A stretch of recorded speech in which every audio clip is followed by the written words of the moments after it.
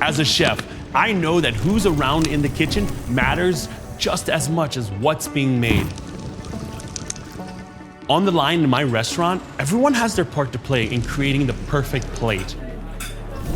You know the old saying, many hands make light work? Well, many hands also make great food.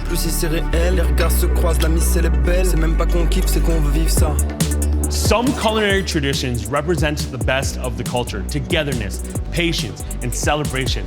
But often, these dishes take a lot of hard work and time to build flavors worth savoring.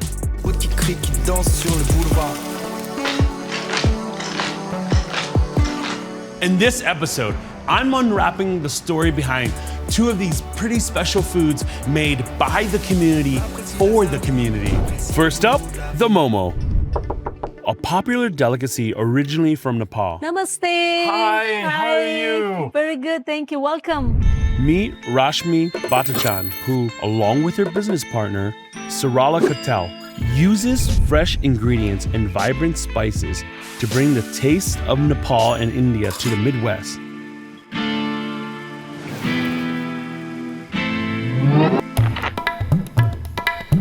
Today we're making mushroom and cabbage momo. Also, we're gonna make the chicken momo for all the meat lovers. For those who don't know Momo, besides being a really good name for a pet, Momo, by the way, one of my friend's dogs Not to be named confused Momo. with the monster. I heard there's a There's monster monster named called Momo? Momo, yeah. Oh. And then cabbage is also pretty important in our fillings because it makes the momo filling a little bit more juicy. Within our egg roll, it's the same thing. Could you describe a Momo? Well, momo is a steamed pot sticker. I feel like every country has their own version of a momo. Like the Japanese, they have gyoza. China, they have the jiaozi. Koreans call theirs mandu. Yep. Yes, and or empanada, pierogi. So now we have the mushroom ready here. And, what kind of mushrooms do you guys use? These are shiitake mushrooms because I really love shiitakes. Yeah. We're gonna just saute right over here. Okay.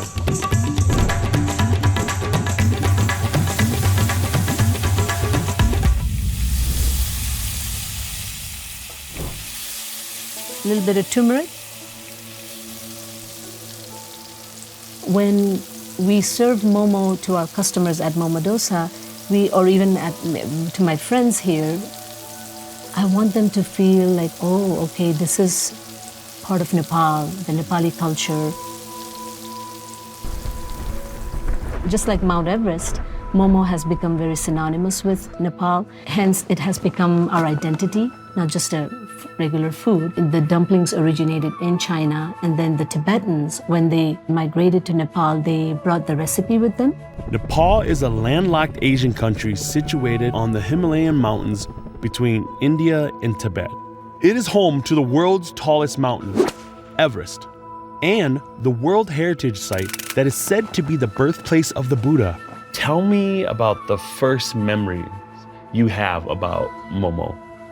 Well, when I think of momo, I remember back, growing up in Nepal, when my mom and dad used to talk about, let's have momo, then we would be inviting all the, the family members, relatives who lived close by.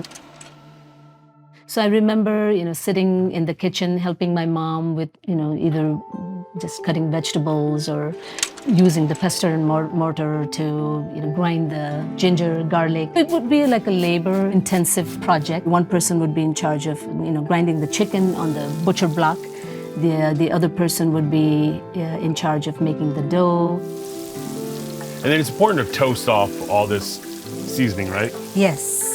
We toast them ahead and we grind them. When you cook it in the oil, the spices actually bloom and it's gonna actually, season the vegetables. Exactly, and the flavor gets distributed evenly. Yep. Once the filling was ready and the dough was ready, we would just sit around the table. It would be like an assembly work. All right, so now I think we're ready to add the cabbage. So now you can see why it's like an, teamwork. Yeah. It seems like momos weren't like it's Wednesday, we make momo. It's a special occasion, right? Yes, special occasions. The reason momo to me is very special is, like I said, growing up, it used to be a little bit of a rare dish. Now it's become so well known, so popular all over the world. You two cook like sisters. Yeah. This is like back in the kitchen with my mom and my aunt. Yes. But most of the time she wins because she's the chef. Perfect. What's important about Nepali culture that you want people to know? Now we're going to work on the chicken filling. So the main reason I'm into this business is because of my passion for food. In Nepal, we have a saying, Atithi Devo Bhava, which means treat the guests as royalty. The remaining cabbage in the chicken, a little bit of onion. One of the important aspects of the Nepali culture is, we're very warm and welcoming and very hospitable. So I'm very proud of that. That kind of hospitality is very infectious. Yes. What about garam masala? Garam masala the masumal. So garam masala, which has cumin and coriander, plus the heat-giving spices, like that. Cinnamon. And then soy sauce? Yeah. Okay, just tell me when. Yeah. Good? Little more? Little. Good? Oh, sorry. Yeah, it's okay. Okay. And then ginger, butter. Right here? Yeah. Oh, we always love butter. Yeah, everything. Everything?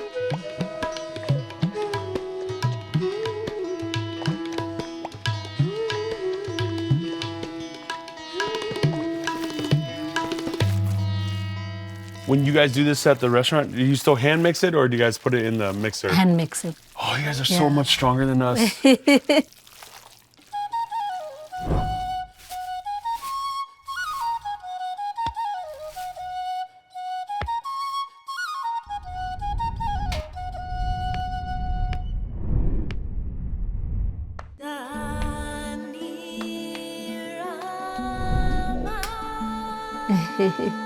Yia पहिला roll गर्छ. Roll. So do I go down? Yes. I'm scared. Down like this, and then... Yeah, slowly, Yeah, bring. No, it's okay. Oh, it's okay. oh. Bring. back? Yeah. Okay. On the other And then turn it this way? Same. Yeah, same. Oh, that's it. Too much?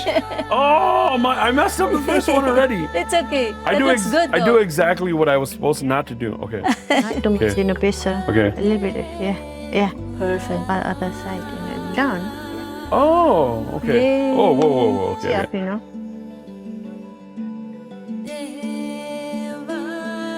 We're gonna now make the momo, which is the fun part. Let's do it. Sarala will show you how to make the veggie momo, the half moon shape, which is what I like. What are some of the most difficult tasks for you to making momos? Because I can tell you straight up, folding is not my thing. So I was so nervous coming here. I'm like, they're gonna make me fold. We'll teach you. Yeah. Oh, man. Yeah, you should try it. Okay. This one's a lot harder than my hand. Just in Nepal, I would see my uncle, grinding the chicken or goat meat, the mutton. So with the knife. With the knife. Yeah, we were kids. We would always do that. That was like the boys' job. So I would just look at my uncles, in awe, like, oh my God, that must be the most difficult task. That's not that bad. It's not that good. I've made 2. After she's made 1, 2, 3, 4, 5, 6, 7, 8. Oh my gosh. I think of my mom's steam buns that she makes her kalapao. I remember when I was a kid growing up, I could care less how it was made. Now I'm watching every step. I feel like I'm actually just learning for the first time. Put this one. Yep. No, put in the middle, every time put in the side. Okay. I mean, you have to be moving all your fingers in unison. It's not one move and then go. It's actually the other ones have to catch, fast.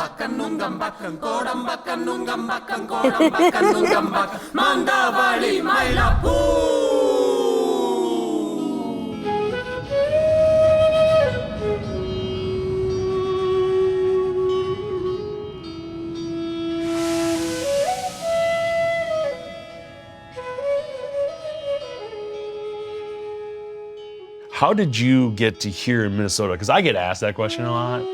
I first came to California at the age of 17 and studying in a community college. It was quite expensive and it was a 2-year college. So we just thought, okay, let's move somewhere else where they have 4-year university. Back then, Minnesota offered international students the in-state grant, which is a kind of like a scholarship. So we got accepted and we packed our bags and moved here. And it's been a long time. Yeah. One of my relatives in California said, you know, Rashmi, it's a cold state, but with warm hearts. And the moment I landed, I felt that there's no place like Minnesota.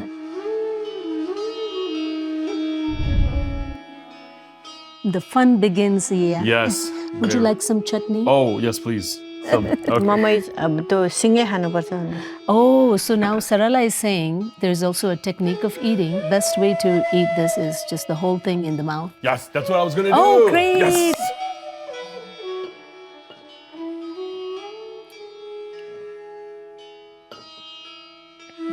What do you think? That's so good. Is it juicy? The sauce is so great because it matches very well with all the seasoning and the spices. You know, and it doesn't take away. You know, one of the things that I noticed while we were putting this together was all the hands that were involved from the beginning till the end. You know, when you make things together, therein lies the absolute joy. You know, you appreciate each other's efforts and you enjoy the food, and the bond becomes even stronger. So thank you so much for having me. Thank you for... Thank you. It's our pleasure. Yeah, thank you for teaching me how to, wrap and roll. I'll probably forget it. Next time you come over, we'll make you make all the momo and we'll just watch. You know what I was thinking next time? I'll bring a machine over and just see like human against machine to see how, Just bring the meat grinder. Yeah. Momos are definitely not the only wrapped food cooked and assembled by a large group. Oh, heck! We did a whole episode that includes English pasties and Argentinian empanadas. There's Momo's food neighbor, Chinese bao, a stuffed bun made by steaming yeasted dough that's often packed with flavorful spiced pork. In Italy, groups gather to make ravioli by filling thin, egg-based pasta dough with all manners of goodness. And in Somalia, the triangle-shaped sambusa is a culinary mainstay, served fried with a side of sauce and enjoyed for the most special occasions, including weddings, Ramadan, and Eid. Hi, I'm Yia. I'm Mariam Mohamed. How are you? Good, nice to meet you. Good. Welcome to my kitchen. Let me show you how to make sambusa. Awesome. Meet Mariam Mohamed, the co-founder of Hoya Sambusa. Along with her sisters, Halima and Asha, Mariam is bringing this personal piece of their culture to the broader community, one sambusa at a time. Born and bred, Somali is my bread basket. Southside is where they lay my casket. Dust to dust, ash to ash, no cash necessary. All my knowledge is hereditary. Starting with our restaurant, we used to work in a commissary kitchen, so this brings back a lot of memories. My mama raised me to be a visionary. She said humble is the basics. Home is where you make it. In fact, it's how you face it. So tell me about this operation here. We start from here. See, he has to do this because because they have to break it up. You need the meat to break up so then when they stuff it, it's not chunky. Yes, absolutely. And then after that, they put the onion and the garlic. We measure the flour. So her job is to flatten. She adds a small oil on top of each. Okay, so this is heated. Oh, okay. This is what makes it crunchy. Yeah. We used to do it, roll it by hand. And even many women get at this home thin? do. Yes. How long would it? Oh, it takes forever. Oh, man. How many per day do they produce here? Sabir, how about you? Can you tell them how many you produce a day? We produce around 2,500 to 3,000. Wow. This whole mission of creating this was to create jobs for refugee and immigrants. So this is why we're doing what we're doing. Here is what they fry.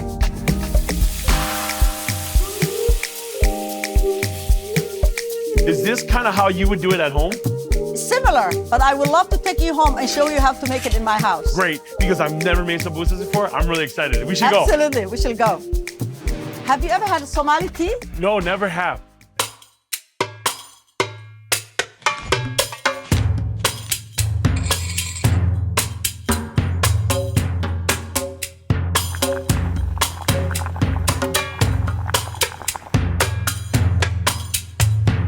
What do we have here? We have Somali tea, It's very spicy.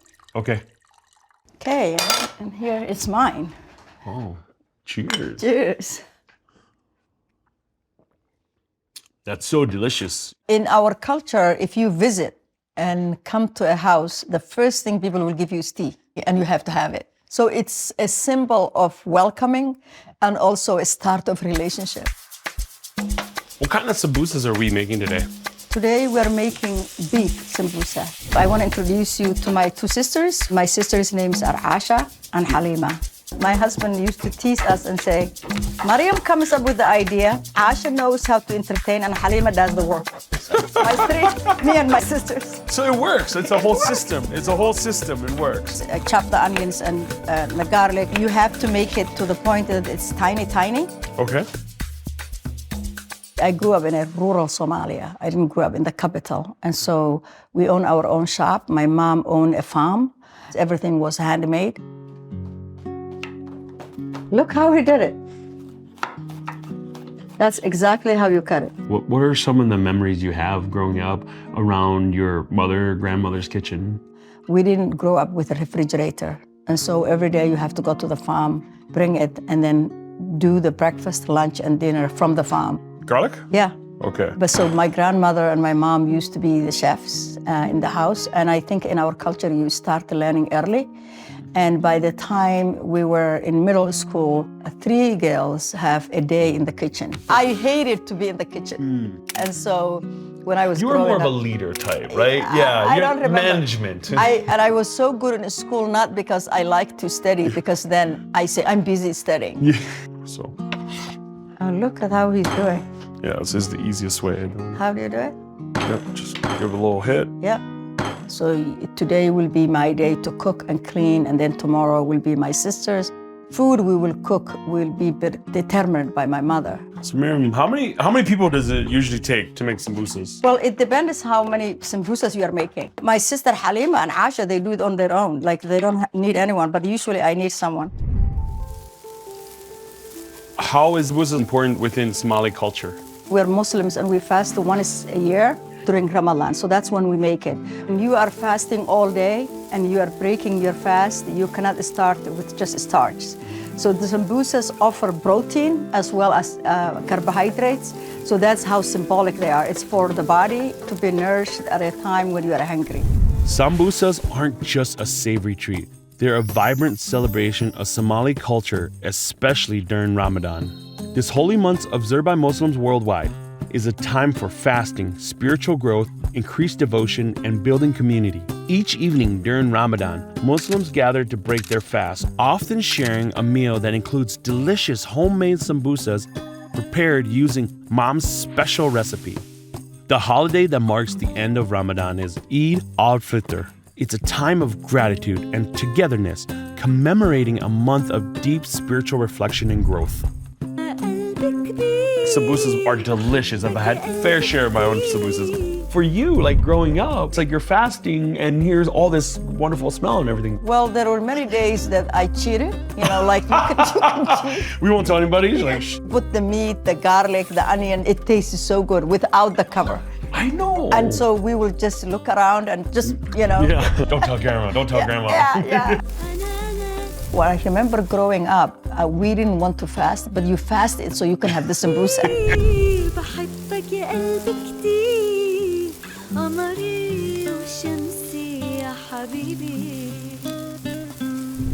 So what's the next steps? The next steps is then we take those stuffings and we put it in the triangle. Okay. And to do that, then we create some glue. And it's made of flour, add water, kind of based, that's kind of more liquid. Take the triangle, and when you take the triangle, use the glue. Okay. Make sure that there is no hole. Oh, it's like a cone. You're making a cone. Yeah, a cone. And then you make sure that the meat stays and you wrap it. Okay. Yes, and then it becomes a triangle like that. Oh. Let's make them.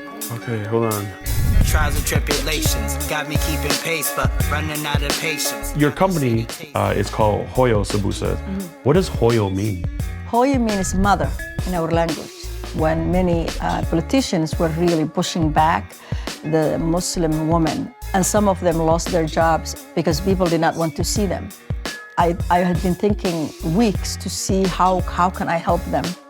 I have to be honest, it was a young American white woman who came up with the name Hoyo, not me. Her name is Rachel, the co-founder of Hoya Company.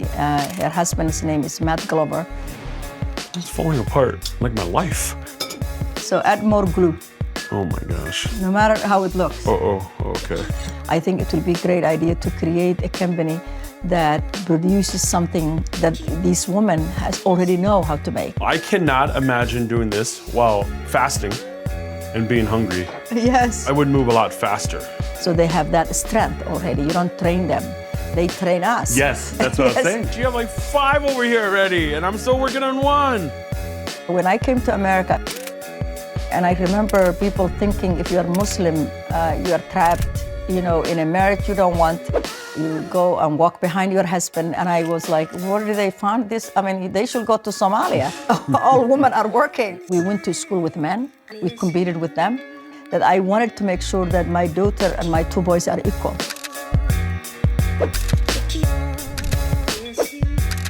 Oh, you guys are done with all the meat! In every culture, when women come together, that is when they talk about, what makes them happy, what they're struggling with, if it's their marriage, if their kids. Almost therapeutic, right? Yes. Yeah, that a little therapy happens. Yes. But you're working with your hands too. Yes.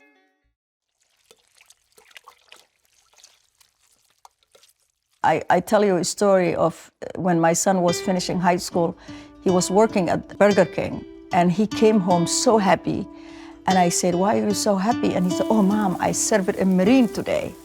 And I said, a Marine? Yeah, a guy with a uniform who came back from Iraq. And I'm so proud of him. And I wanted him to pay his food because he defended my country, America. And I was against the Iraq war. And I'm like, I really looked at him and I said, but this child is American. He's not my child anymore. The Hmong people, we deal with that.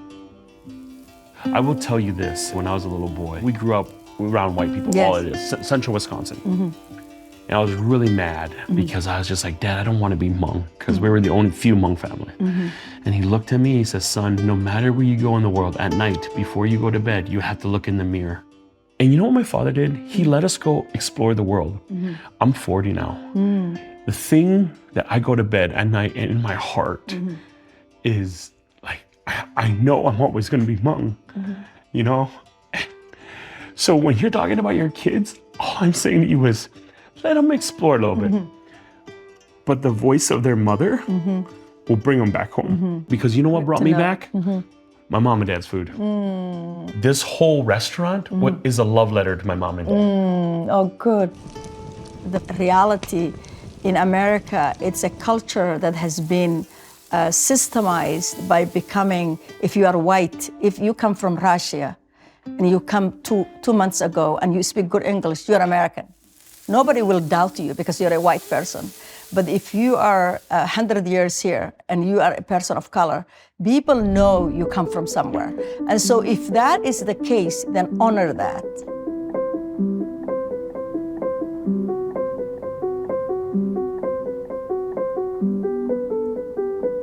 So this is my mother. magacaygu waa Xaawo Maxamed Jaamac. Her name is Xaawo Mohamed Jaamac. Jaamac weeye. And Asha, you introduce yourself. Yes, my name is Aisha Galait, and Mariam Mohamed is my mother. I think it's really cool to have 3 generations, right here. Right away when I eat it, all that seasoning. Yes.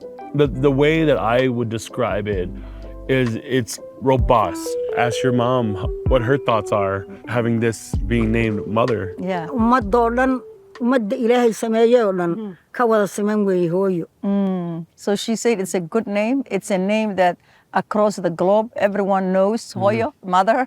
And so it's something that everybody loves, and it's a wonderful thing. When my mom had this idea, I think it started out as a way of how can we support Somali mothers. And just to see how much they've grown, it's been very remarkable. They're very strong, resilient women. So.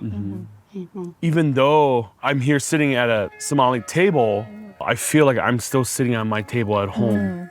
This isn't like a Hmong thing, a Somali thing, an American thing. This is a human thing. Yes. Where all the hands come together to build a community. Yes, that's true. You know? Thank you so much for coming to our house and spend the whole day with us.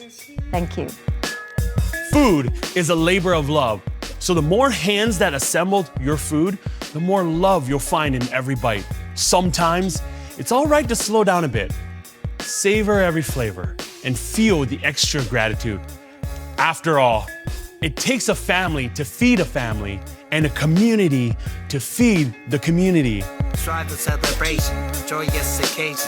Join us on the other side of lifelong vacations. Life's full of hazards, there's no hesitation. Generations devastated, no motivation. Falling on the streets, buzz face on concrete. Chipped tooth won't concede defeat.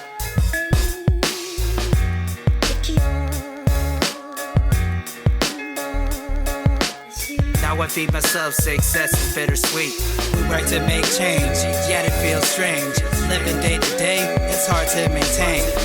Yeah, so we gotta stay courageous. Life of living on pizza is what you're making. Hungry for more Relish? Stream all the episodes on the PBS app.